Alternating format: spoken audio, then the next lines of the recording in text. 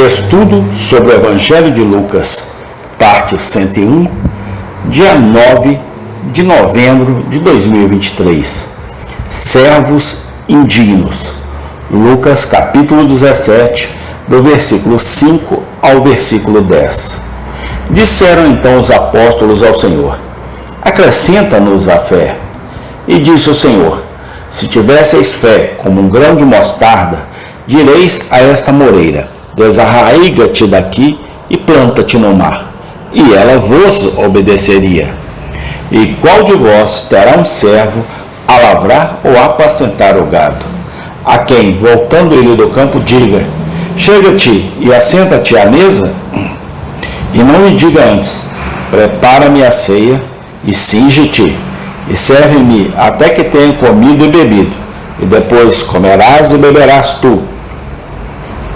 Porventura dá graças ao teu servo, porque fez o que lhe foi mandado? Creio que não.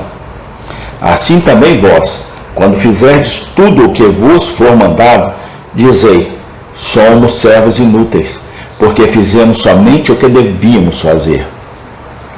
Lucas 17, 5 a 10. Observemos nestes versículos o importante pedido que os apóstolos fizeram.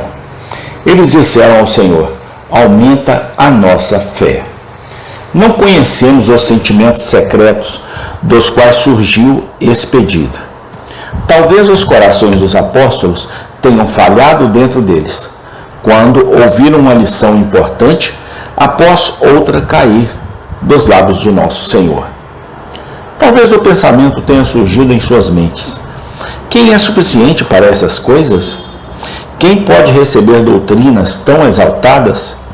Quem pode seguir um padrão de prática tão elevado?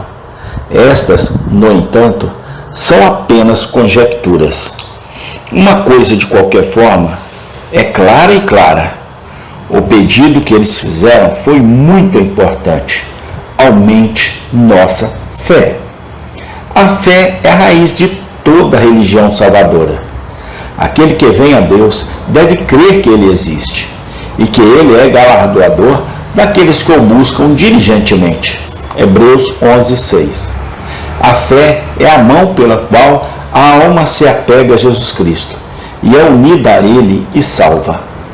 A fé é o segredo de todo conforto cristão e prosperidade espiritual. De acordo com a fé de um homem ou mulher, será sua paz, sua esperança, sua força, sua coragem, sua decisão e sua vitória sobre o mundo.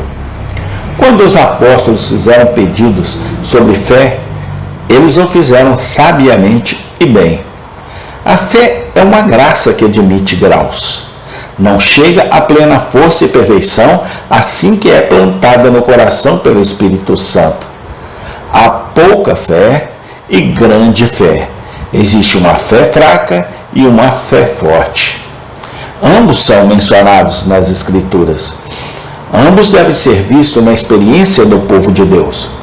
Quanto mais fé um cristão tiver, mais feliz, santo e útil ele será. Promover o crescimento e o progresso da fé deve ser a oração diária e o esforço de todos os que amam o Salvador. Quando os apóstolos disseram: aumenta a nossa fé, eles fizeram bem. Temos alguma fé? Esta, afinal, é a primeira questão que o assunto deve suscitar em nossos corações. A fé salvadora não é mera repetição do credo. É dizer: creio em Deus Pai, em Deus Filho e em Deus Espírito Santo. Milhares estão usando essas palavras semanalmente que não sabem nada sobre a fé salvadora.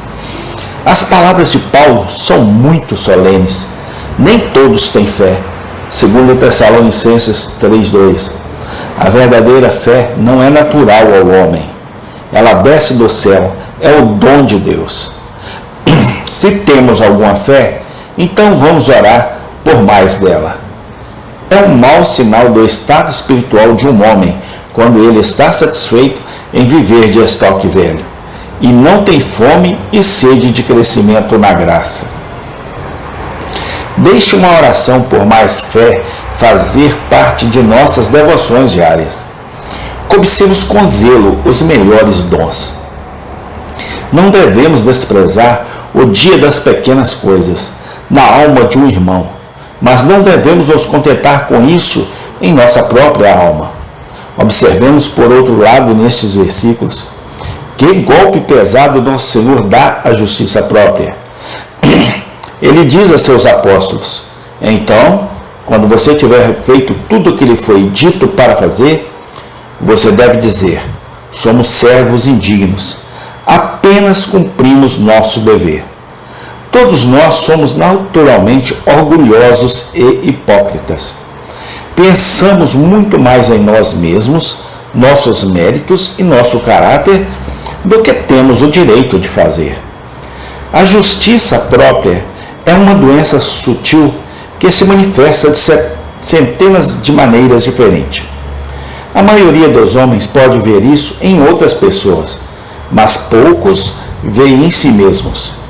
Raramente se encontrará um homem, por mais perverso que seja, que não se gabe secretamente de que existe alguém pior do que ele. Raramente será encontrado um cristão que não seja tentado a ficar satisfeito e satisfeito consigo mesmo. Existe um orgulho que veste o manto da humildade. Não há um coração na terra que não contenha um pedaço do caráter do fariseu. Abandonar a justiça própria é absolutamente necessário para a salvação. Aquele que deseja ser salvo deve confessar que não há nada de bom nele e que ele não tem mérito, nem bondade, nem mérito próprio. Ele deve estar disposto a renunciar à sua própria justiça e confiar na justiça de outro, mesmo Cristo, o Senhor. Uma vez perdoados e perdoados, devemos percorrer a jornada diária da vida com a profunda convicção de que somos servos inúteis. No nosso melhor, estamos apenas cumprindo nosso dever e não temos nada do que nos gabar. E mesmo quando cumprimos nosso dever, não é por nosso próprio poder e força que o fazemos, mas pela força que nos é dada por Deus. Não temos direitos a Deus? Não temos o direito de esperar nada de bom de Deus? Não temos dignidade para merecer nada de Deus? Todo o bem que temos, recebemos primeiro. Qualquer coisa boa que somos, devemos à graça soberana e distintiva de Deus. Qual é a verdadeira causa da justiça própria? Como é que uma criatura tão pobre, fraca e errante como o homem e a mulher pode sonhar e merecer alguma coisa das mãos de Deus? Tudo surge da ignorância. Os olhos do nosso entendimento são naturalmente cegos. Não vemos a nós mesmos, nem nossas vidas, nem Deus, nem a lei de Deus como deveríamos. Uma vez que a luz da graça brilhe no coração de um homem e da mulher, e o reino da justiça própria acabou, as raízes do orgulho podem permanecer, e muitas vezes dão brotos amargos. Mas o reino do orgulho é quebrado quando o Espírito Santo entra no coração e mostra o próprio homem e Deus. O verdadeiro cristão nunca confiará em sua própria bondade. Ele dirá como com Paulo: eu sou o principal dos pecadores. Deus me livre de me gloriar, exceto na cruz de nosso Senhor Jesus Cristo. 1 Timóteo 1,15, Gálatas 6,14. Amém. Tem continuação. Senhor, graças te damos pelo teu amor, pela tua graça, pela tua misericórdia para conosco. Ó Pai, perdoa os nossos pecados, abra os nossos entendimentos, dê-nos discernimento, Senhor, sabedoria, humildade, ó Pai. Quebra o nosso orgulho, quebra o nosso eu, ó Pai, para que o Senhor cresça e nós diminuamos. Ó Deus, muito obrigado, no nome do Senhor Jesus Cristo. Amém.